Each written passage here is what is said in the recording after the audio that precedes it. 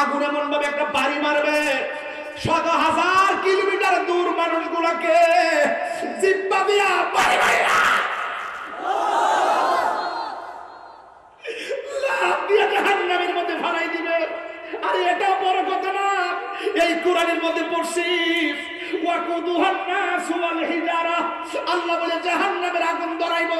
আরে এই বড় পিউরির মানুষ চুলার আগুন ধরাই লাকড়ি দিয়া, বন দিয়া, খেরের কুটা দিয়া। বাজিতপুরের মানুষ চুলার আগুন ধরাই লাকড়ি দিয়া। আর আল্লাহর কোরআন বলতেছে আমি আল্লাহ জাহান্নামের আগুন ধরাবো মানুষ। আল্লাহর হাবিব বলেন হাসরের ময়দানে মানুষ উলঙ্গ অবস্থায় উঠবে, একজনের লজ্জাস্থানে আরেকজন তাকাবে, একটা সেকেন্ডের জন্য সময় পাবে না। মাথার খুলিটা সূর্যের তাপে উড়ে যাবে, মাথার মগজগুলো টকটক করে বাতের মারের মতো ছিটে ছিটে পড়বে। ওই কঠিন মুসিবতে মানুষগুলো তৃষ্ণার্ত হয়ে যাবে, আল্লাহর ছায়া ছাড়া কোনো ছায়া থাকবে না। সব বান্দাগুলো আল্লাহর কাছে পানি চাইবো, আল্লাহ পানি দাও পানি দাও।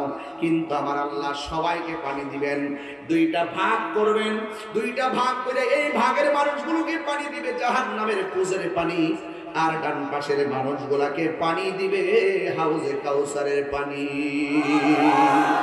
বড় করে বলুন সুবহানাল্লাহ।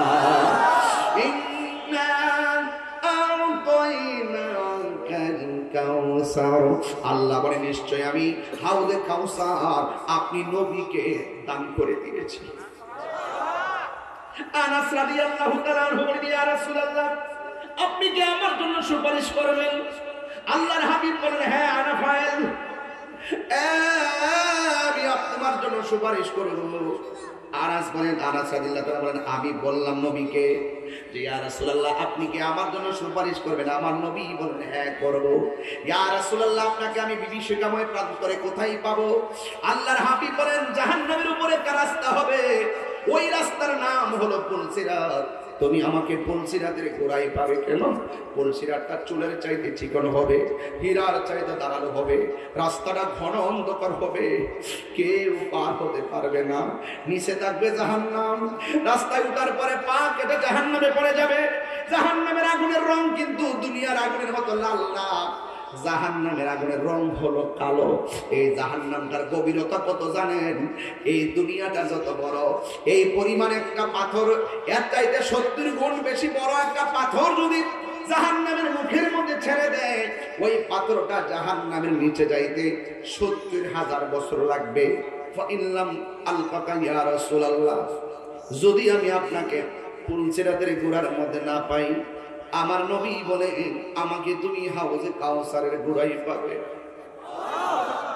ফাইল্লাম আলকাকা ইয়া রাসূলুল্লাহ, যদি আমি আপনাকে হাউজে কাউসারের গোড়ায় না পাই, আমি আপনাকে কোথায় পাবো? আল্লাহর হাবিব বলে গো হ্যাঁ আনাস, তুমি আমাকে মিজানের পাল্লার গোড়ায় পাবে। দেখছেন নি নবীর স্থানগুলা কেমন কেমন জায়গায় আল্লাহ বানায় রাখছে। পুলসিরাত পাড়ি দিয়া বান্দা জাহান্নামে যাবে, সেখানে নবী। মিজানের পাল্লায় নেকি বদি ওজন হবে, সেখানে নবী। অযুবক তৃষ্ণার্ত হয়ে যাব, মাথার খুলিগুলা উড়ে যাবে, ওই সময় সেই জায়গার ভিতরে আমার নবী। এবার আমার নবী বলে রোজাদারের জন্য দুইটা আনন্দের, একটা হলো আল্লাহর সঙ্গে দিদার করা। হাসরের ময়দানে সব বান্দা পানি চাইবে, এক শ্রেণীর মানুষকে আল্লাহ পানি দিবে, জাহান্নামের পুজেরে পানি দেওয়া হবে। জাহান্নামের পুজেরে পানি অনেক বড় দুর্গন্ধ, এবং জাহান্নামের পুজেরে পানি আগুনের চাইতে 70 গুণ গরম। আর এক শ্রেণীর বান্দাদেরকে আমার আল্লাহ হাউজে কাউসারের পানি দান করে দিবে। আপনারা জবান খুলে গন, ওই হাউজে কাউসারের পানি আমরা চাই কি চাই না? এখন প্রশ্ন করব হুজুর হাউজে কাউসারটা কেমন? আমি সেই দিনে পড়েছি, আরেকদিন যদি আসি শুধু সূরা কাউসারের তাফসীর করব 3 ঘন্টা, এরপরে শেষ হবে ইনশাআল্লাহ। এমন তাফসীর আমি জানি সূরা কাউসারের উপরে, এমন জানি শান নুজুল, শান উরুদ, বিষয়বস্তু সব বর্ণনা আমার জানা আছে। অনেকগুলো হাদিস আমি এর উপরে জানি, তবে আজকে তত্ত্ব দিয়ে যাই। রাসূলকে যে হাউজে কাউসারটা আল্লাহ দান করেছেন, এই হাউজে কাউসারের পানিটা হলো দুধের চাইতে সাদা, মধুর চাইতে মিষ্টি, বরফের চাইতে স্বচ্ছ। ওই নদীর ঢেউ বানাইছে আল্লাহ মনে মুক্তা দিয়া। ওই নদীর নিচের মাটি বানাইছে মেশকে আম্বর দিয়া। ওই নদীর দুইটা পার আছে, পার বানাইছে আল্লাহ স্বর্ণ দিয়া। এই নদীটা আমার আল্লাহ নবীকে দান, এই নদীটা আমার আল্লাহ আমার নবীকে দান করে দিয়েছে। সুবহানাল্লাহ। আর ওই নদীর পানির গুণাগুণ কি, বৈশিষ্ট্য কি? আল্লাহ বলছেন সাকাহুম রাব্বুহুম শারাবান তাহুরা। এই পানিটা এমন পানি, যেই পানি এক ফোঁটা পান করলে জিন্দেগিতে আর পানি তৃষ্ণা লাগবে না। ডান পাশের মানুষগুলো হাউজে কাউসারের পানি পেয়ে যাবে, বাম পাশের মানুষগুলো জাহান্নামের পুজের পানি পাবে। তখন বাম পাশের বান্দাগুলো আল্লাহরে ডাক দিয়ে বলবে, আল্লাহ এমন পানি দিছো, মুখে দেওয়ার সাথে সাথে জিহ্বাটা গলে পেটের ভিতরে চলে গেছে। এমন পানি দিছো ঠোঁটটা বেদ করে গরম পানি বেরিয়ে গেছে। এমন পানি দিছো ঠোঁটটা আলগা রাস্তায় পড়ে গেছে। ও আল্লাহ, আমরা তোমার বান্দা, তারাও তোমার বান্দা। আমরা তোমার কাছে পানি চাইলাম, তারাও তোমার কাছে পানি চাইল। আমরা পাইলাম জাহান্নামের পুষ, আর ওরা পাইল হাউজে কাউসারের পানি। তার কারণটা কি? আল্লাহ ডাক দিয়া বলে, হে বান্দারা, মনে আসেনি আমি আল্লাহ তোদেরকে একটা মাস দিছিলাম? ওই মাসের নাম হলো রমজান। দেখেন ওয়াজ কোথায় থেকে কোথায় আসে। একটু যদি লাইন ঠিক না রাখেন, আপনি লাইনচ্যুত হয়ে যাবেন। ওই মাসটার নাম হলো রমজান। আমি আল্লাহর বিধান ছিল, দিনের বেলা খাওয়া যাবে না, দিনের বেলা পানাহার করা যাবে না, দিনের বেলা কোন ধরনের অশ্লীল কথা বলা যাবে না। তোমরা রোজা না রেখা দিনের বেলা খেয়েছো, তোমরা দিনের বেলা পানাহার করেছো। এই জন্য আমি আল্লাহ রাব্বুল আলামিন তোমাদের জন্য জাহান্নামের পোষ বরাদ্দ করেছি। আর আমার এই বান্দাগুলো সিবগাতুল্লাহি ওয়া মান আহসানু মিনাল্লাহি সিবগা। আমি আল্লাহ খাই না, আমি আল্লাহ পান করতে হয় না। আমার বান্দারা রমজান মাসে না খেয়ে আমি আল্লাহর প্রতি অভূতপূর্ব ভালোবাসা প্রদর্শন করেছে। এই জন্য হাদিসে কুদসির মধ্যে এসেছে, আস-সাওমুলি ওয়া আনা আজজি বিহি। রমজানের রোজা হলো আমি আল্লাহর জন্য, আমি আল্লাহ রাব্বুল আলামিন নিজের হাতে রমজানের পুরস্কার দিব। আর বড় করে কন্যা সুবহানাল্লাহ কন্যা। তুমি মোদের আশার আলো কন্যা, তুমি মোদের আশার আলো, তাই তো তোমায় বাসি ভালো। তুমি মোদের আশার আলো, তাই তো তোমায় হৃদয় নামের ফুলদানিতে, হৃদয় নামের এগেতে রেখেছি প্রেমের মালা। ইয়া রাসূলুল্লাহ ইয়া হাবিবাল্লাহ, ইয়া রাসূলুল্লাহ ইয়া হাবিবাল্লাহ, ইয়া রাসূলুল্লাহ। সবাই কোন না, তুমি মোদের আশার আলো, তাই তো তোমায় একটু দুই হাত তুলে দেন, নবীর পতাকা বাড়ায় দেখাই দেন না।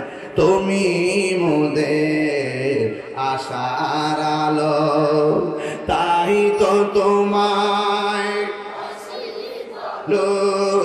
হৃদয় নামের ফুলদানিতে, হৃদয় না এগেতে রেখেছি প্রেমের মালা। ইয়া রাসূলুল্লাহ ইয়া হাবিবাল্লাহ, ইয়া রাসূলুল্লাহ ইয়া হাবিবাল্লাহ, ইয়া রাসূলুল্লাহ। আমার যুবক ভাইরা বলো, তুমি জীবন তুমি মরণ, আধার ঘরে। এই আধার ঘরের কথা মনে আসেনি? কবরে যে বাপটা পড়ে রয়েছে আর আইসি নিটা জীবনে বহুত বাপের সালাম করে গেছেন আর যেতে পারেননি আর সেই সোনার জীবন নেই চলে গেছে বলেন তুমি জীবন তুমি মরণ আদার ঘরে তুমি আপন তুমি জীবন তুমি মরণ আধার ঘরে তুমি মোদের পারের তরি তুমি তুমি নিদানে পুরানেওয়ালা ইয়া রাসূলুল্লাহ ইয়া রাসূলুল্লাহ ইয়া হাবিবাল্লাহ ইয়া রাসূলুল্লাহ বলো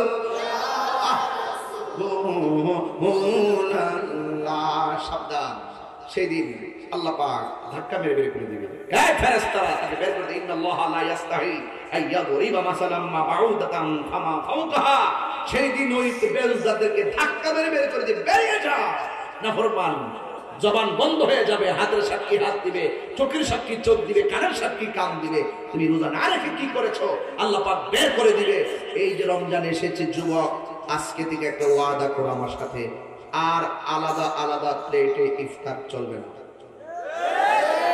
একটা বলের মধ্যে ইফতার হবে আলু সব বেগুনি পেঁয়াজ সব মারে কোনো মাইকা দাও নাইলে আমরা মাইকা দিব সব গুলোয়া বসবেন বৈশা ইফতার করবেন কথা কোন ঠিক না বেডি ইফতার টাইমে গুনাহ মাফ হয় কি হয় না আজকে তো আমি ব্রাহ্মণবাড়ির বিশ্ব রুটে বৈশা ইফতার করতেছি গাড়ির ভিতরে বৈশা এই আমি তো সুযোগ পাই না যতটুকু সুযোগ পাই চেষ্টা করি কিন্তু সবসময় আমার স্টুডেন্ট লাইফ কাটছে মা বাপ সারা ইফতার করি নাই বল যেদিন থেকে আলাদা আলাদা প্লেট হয়ে গেছে মায়া মমতা ভাগ হয়ে গেছে দেখবেন যেদিন বাপ মা ছিল খাটের উপরে আমরা ছিলাম তাল পাতার শাড়ির ভিতরে এক ঘরের ভিতরে 3 বাই 5 বাই 6 বোন পড়ে রইছি ওই দিন বড় মায়া মমতা ছিল যেই দিন থেকে আমাদের রুম গুলো এটা মানিককার রুম এটা ওই মিন্টিনার রুম ওইটা সেন্টিনার রুম না আমার নাগা মাথা তো নাই ওই হ্যাঁ যেদিন থেকে রুম আলাদা আলাদা হয়ে গেছে গা এদিন থেকে মায়া মমতা ভাগ হয়ে গেছে গা কথা কোন ঠিক না ঠিক এই ঘরটার ভিতরে মানে কথার কেন সাইজ না মনে আচ্ছা আমাদের না ভগবান ঘরের তো এই যে ঘরটা এই ঘরটার ভিতরে ফুল 8 প্রকার আইটেম দিয়া খা আর মা শুধু পানি দিয়ে ইফতার করে হায় রে ফুলা রোজা হয়ে যাবে মনে করছো মুন্ডে বাদেন মেয়া তুই 8 প্রকার আইটেম দিয়ে ইফতার করো আর মা বাবা এখানে শুধু পানি দিয়ে আর মুড়ি দিয়ে ইফতার করে রোজারে কাল্লারে জয় করে লইবা অসম্ভব অসম্ভব অসম্ভব দুইটা মানুষের চোখে পানি জড়াইলে জীবন শেষ হয়ে যাব খবরদার কইয়া দিলাম বাপটা কি জিনিস বুড়ো হইছে দিকে কাম করে না দিকে কিন্তু ভালো লেগেছে গা এই বাপটা হুত্তাতা হইনে পারে না বাপের কথা কেউ কয় না ওয়াজিলে আমরা মার কথা বলি হ্যাঁ বলবো কিন্তু বাপের কথা কইতেই বলবো এই বুড়া বাপটা কিতা না করছে তোর লেগা জীবনটা রক্তটারে পানি কইরে ভালাইছে অনুচিত কথা কইলে তাহিরি দোষে যাবো গা যেই ফুলা মা বাপের সম্মান করতাম তারকে আমি সুমা দিয়ে কথা কমো যেই ফুলা মারে সম্মান করবো হ্যাঁ জুতাগুলো আমি জিব্বা দিয়ে পরিষ্কার করে দেবো এই বিশ্বাসগিরি আমি করি না এই বিশ্বাসগিরি আমি করি না যেই পিসাবে কইলো মা বাবার খেদমত লাগতো না আমি তোর সব এটা পিসাব না এটা সকালবেলা ডাইরেক্ট পেশাব এবার পিসাবটা রাগ করলে করব আমার সুজা গতি বলা যার দুয়ার দ্বারা ওলি হয় যার দুয়ার দ্বারা রিজিকের তালা খুলে যার দুয়ার দ্বারা মাদ্রাসা যাওয়ার লাগে না এমনি নিষ্প্রয়োজন নো নিড এই কালা এই বুঝছিস তুই ওর মা বাবার কথা বলতেছে হইতে যাবে অন্য কিছু গেলে অনশৈল লাগছে অনশৈল লেগে গেছে গা এই রমজান মাসটা আইছে না খবর নিয়ে দেখবেন মা বালা বেড়ে সেহিরেও খায় না এই তার যন্ত্রণা এই বউ তো কাল লাগি নিল যন্ত্রণা যে বউ শাশুড়িকে আঙ্গুল দেখায় তো টাকা এ বউ তুমিও লিখে রাখো আর আমার বড় মানিকার বউ তুমিও লিখে রাখো তোমার শ্বশুর শাশুড়িকে তুমি যদি বৃদ্ধাঙ্গুল দেখায় কথা বলো, তোমার ছেলের বউ যেদিন আসবে, তোমার ছেলের বউ তোমাকে পায়ের আঙ্গুল দেখায় কথা বলবে। হাতটি লাগলো ঠিক না বেঠে? প্রত্যেকটা সংসার অশান্তি রাখবে, রমজান মাসে শান্তি নেই। নিজের মার্কেটটা অভাব নাই, মার্কেট না করে গাল্লা ফুরাই লাই গেছে তো, কিন্তু মার শাড়ি কাপড় খবর নাই, এও কিনে আনবো জাকাতের কাপড়টা। হাগো ললো না, শৈল্য হন শক্তি আছে না, দমক মারার। হে আমি বউয়াইতে দোষী না, দোষ হইল ছেলে। হে যদি বিয়া করতো তাহলে ঠিকই বোর বুঝদি নিলে মার বুঝদি নিল। হে নিঃসন্দেহে বিয়া করার সময় গাড়ি হয়ে গেছে, কি হই বিয়া করে আয়া পরের দিনই বিয়া হয়ে গেছে। একইটা কইছে, বোর কইছে আমি ঘরের সব জিরো বলে আমার কাছে বলো, বাবা বুঝি না, হমকে কইলাম তুমি বুঝো, তুমি আমার জান না। এই বেহুবে এখানে এই কাজটা করছে। এ যদি কইতো দেখো আমার আম্মা বহুত কষ্ট করে, আমার আম্মা এক কথা কোকেটা তোর এই সমস্যা। যদি প্রথম রাত কইতো শোনো আমার আম্মা 22 বছর 23 বছর আমার লেখাপড়া করেছে, বিয়ে করাইছে, তুমি আইছো আলহামদুলিল্লাহ, দেখো আমার আম্মা অনেক কষ্ট করছে, তুমি আমার কাছে কোনো চাওয়া লাগবে না, তুমি শুধু আমার আম্মার সম্মান করো, তোমার কিছু চাইতে হবে না, তোমার সুখের অভাব হবে না, তোমার বিপদে আপদে ইনশাআল্লাহ আল্লাহর রহমতে আমি থাকবো। এই বড় করিলে যে আরে বের আমার জামাই মার ভক্ত, যদি আঘাত করে কথা করতে না, আমার জামাই আমার উল্টোই দেবো, একটা ডর থাকলে না প্রথমে। তাই মা বাপ হালি বলে আমার বাড়িতে আমি 3 নম্বর হইলো, আমি শুরু হইলো আমার একটা খাওয়ার আছে, ও মনে মনে খারে বান্ধব তোর খাওয়ারটা করতে আমি 3 দিন পরে তোরে শেষ করলাম। বেড়ায় যারা বেড়াইতে বোরে বোর বুঝতে, মারে মার বুঝতে। আমরাও দেই করে একসাথে চললে যেন করে সব পালা, এমন না, একসাথে চলে আমার কুমড়া হগলাম এমন হইবই। এরপরও তো যারা সন্তান যারা বুঝে, এরা বোঝায় এই সংসারটা চালা। আমরা বাইরে তো হন একসাথে, দৈনিক লেগে 5 লিটার তেল, মাসে কতলা হিসাব নাই, 150 লোক 200 লোক যারা গেছেন বাড়িতে দেখছেন, কারা গেছে মানুষ আছে কিছু ওটা লাইন চলতেছে। আমি যখন বাড়তাই না তখন উনি আর কষ্ট পাই, অনেক সময় জায়গা এরা এই দিন তো আমার পাইছে না, কিন্তু এইভাবে চলতেছে। আম্মা নিজে বউ, আমার পরিবার রব, নিজে বাজার করা, লোক পাড়া দিতেছে, খাবার আইতেছে। শোনেন বাইরে এই দুনিয়াটা গড়টা যার শান্তি, সারা দুনিয়াটা তার শান্তি। এই বুড়া বেটিটা যদি এতে কেফে বইয়া জায়গা, আর কোন রাত বইয়া যদি আল্লাহ এতে কেফে বইলাম, নইলে এতে কেফে বইছি একমাত্র একটু শান্তির লেগিয়া, তৈরি মনে করে যে আপনার জীবনটা ধ্বংস হয়ে যাবে।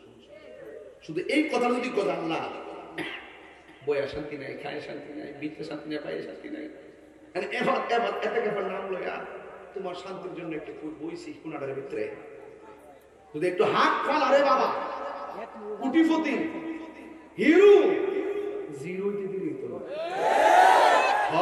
বন্ধু বান্ধব 8 প্রকার আইটেম খাইতে পারবেন, ঠিক হল, কিন্তু মনের শান্তি জীবন খাইতে। আজকে থেকে বাজার ওয়াদা করেন, মন নাই ও বাপে কিন্তু নতুন মানজে বানাইছে না, ফুরান্ডারে দইয়া ইস্তার করে বালিশে তুলে রেখে রাখতে ঘুমাইছে, সকালে কয় এটাই চলবো। আর আপনারে নতুন কাপড় প্রতি বছর 2 বার ঈদের দিন কিনে দিছে, 10,000 টাকা বেতন বাপটা পাইতো না, করতে আনছে একবার জিগাই দাম না। আর 2টানি খেয়াল করে এটা তো 3 মাস আইনি শেষ, প্রতিদিন বাজার দিয়ে করতে খাইলো। একদিন বাপের চেহারা কালো কালো না, বড় কইলো না আমি দিন করছি, তোরা কি তা মাছ দেখে থেকে লেগে কাম করতে তোরা। একদিন বাপ মনটা খারাপ করে নাই, বস্তাটা লয় আনার সময় ঘরে ঢোকার সময় লোক দিয়ে মুচ্ছা ঢুকে ফুটে যদি মনে করে, জিফু যদি মনে করে বাপে কষ্ট পেয়েছে, গামটা মুচ্ছা ঘরে হাসি দিয়া ঢুকে। আরে এই বাপ একটা বট গাছের ছায়া, এই বাপটা গেলে গা যে কোনো সিদ্ধান্ত 10 বার নিল তোমার ভুল হইব, খবর নাই, বুঝেন না? বাপটা কাছে দেন যে গেলে তো এটাই না, বাপে 3 বার 4 বার চিন্তা করে একবার সিদ্ধান্ত দিছে, 40 বছর তো এটাই ওকে, কোনো সমস্যা ছিল না। মা এমন একটা মমতার চাদর, 103 জ্বর হইলো, ইনজেকশন দিয়ে ব্যথা লাগে, মা হাতটা ছোঁয়া দেয় শান্তি লাগে। আমি বুঝাই করতাম না এই রমজান ওয়াদান বুঝাইতে পারতাম, রমজান মাসের ওয়াদান কি দায় করতাম। রমজান মাসে যদি রমজানের কিছু কথা না বলি, আমি কি রজব মাসে এখন এই জন্য আমি রমজান বাচ্চা নিচ্ছি না, রমজান হয় না, রমজানের মাস কিছু করলেন না, আপনি এসে অন্য মাস করে গেছেন। আমার রমজানের অসঙ্গতি গুলো বলতে হবে, রমজানে কি করণীয় সেটা আমার বলতে হবে। কথা বল ঠিক না বেঠিক? বাইরে নামাজটা পড়লে কি নাম আছে না? একটা কথা কেন ভাই, এই জীবনটা যাইতেছে কেনা, এখন যে শক্তিটা আছে এটাকে কয়েকদিন পরে পাইবেন, শক্তিটা কাজে লাগেন। দেখেন মানুষ, মনে করেন আপনার বয়সটা 20 বছর পাইছেন, কয় বছর? 20 বছর পরে খবর নিয়ে দেখেন শৈশব পান 8 বছর, আপনার ঘুমে ঘুমে 18 ঘন্টা 16 ঘন্টা 9 ঘন্টা চলে গেছে। কয়েকটা ঘন্টা সময় পাইছেন, আল্লাহর জন্য কোনো কাজ করতে পারেন নাই। 10 বছর 12 বছর তো বুঝুনি না, তাহলে 20 বছর থেকে 10 বছর দিয়ে এমনি গেছে না। 8-10 বছর পাইছেন, প্রতি রাত্রে 7 ঘন্টা 8 ঘন্টা ঘুমান, থাকে কয় ঘন্টা? 8 ঘন্টা গেলে 16 ঘন্টা।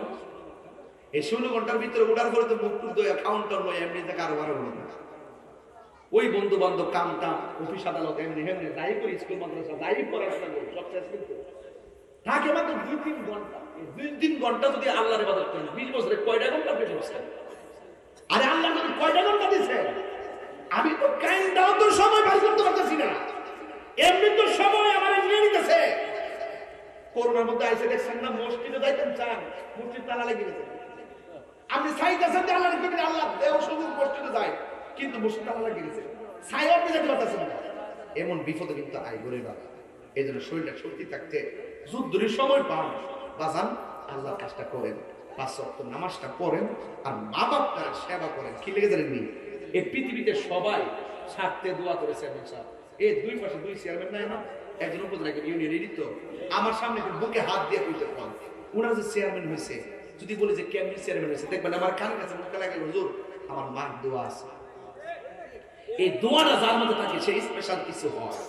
চেয়ারম্যান হোক, এমপি হোক, মন্ত্রী হোক, বক্তা হোক, পিতা হোক, যত কিছু হোক, স্পেশাল চিটাই পা একমাত্র গোপন খবর নিয়ে দেখেন মার দোয়ার দ্বারা। কারণ পৃথিবীর সবার দোয়ার মধ্যে স্বার্থ আছে, মা বাপের দোয়ার মধ্যে কোনো স্বার্থ নাই। এটা এসএসসি পাস করলো, আমার ছেলে ইন্টার পাস করে, ইন্টার পাস করলো, ডিগ্রি পাস করলো, কোনো চাওয়ার মধ্যে হিংসা নাই। আর গরম লোকের ঘর এত কষ্ট করে বললেন ক্লাস পাইছেন, গরম লোকের ঘরেরটা কর বুঝছি নহল করে মানে হিংসায় জর্জরিত মানুষ মানুষের প্রতি, কিন্তু মা কোনো হিংসা নাই। মা যদি গোল্ডেন ক্লাস পান, হ্যাঁ বুঝছি এসএসসি পাস করছো, ইন্টারটা ভাই আলো উৎসাহ দে, যত বড় হইতে পারো, যত বড় হইতে পারো, এটা হলো মার দোয়া। কথা কোন ঠিক না বেঠিক? নিঃস্বার্থে কষ্ট আপনারা, নিঃস্বার্থে ভালোবাসে শুধু আমার মা, ববে যার তুলনা নাই। নিঃস্বার্থে ভালোবাসে শুধু আমার মা, ববে যার তুলনা নাই। সেই মা তোমার চলে গেলে গো, সেই মা তোমার চলে গেলে সার হইব কান্দন। এই জগতে কেউ হবে না মায়েরই মতো, এই জগতে কেউ হবে না মায়েরই মতো। বাবা গো বাবা, বাবা গো বাবা, সামনে তুলে দাও, বাবা গো বাবা, বাবা গো বাবা, বাবা তুমি কেমন আছো ছোট মাটির ঘরে, তোমার কথারই দই মাঝে পড়ছে বারে বারে। বাবা গো বাবা, বাবা গো বাবা, কত আদর কত স্নেহ তোমার কাছে পেলাম, সব কিছু হারিয়ে আজকে নিঃস্ব হয়ে গেলাম। কত আদর কত স্নেহ তোমার কাছে পেলাম, সব কিছু হারিয়ে আজকে নিঃস্ব হয়ে গেলাম। ভালোবাসি তোমায় বাবা, বুকটা যে যাইছি রে, আল্লাহু আকবার কেন, ভালোবাসি বুকটা যে যাইছি রে, তোমার কথার হৃদয় মাঝে পড়ছে বারে বারে। বাবা গো বাবা, বাবা গো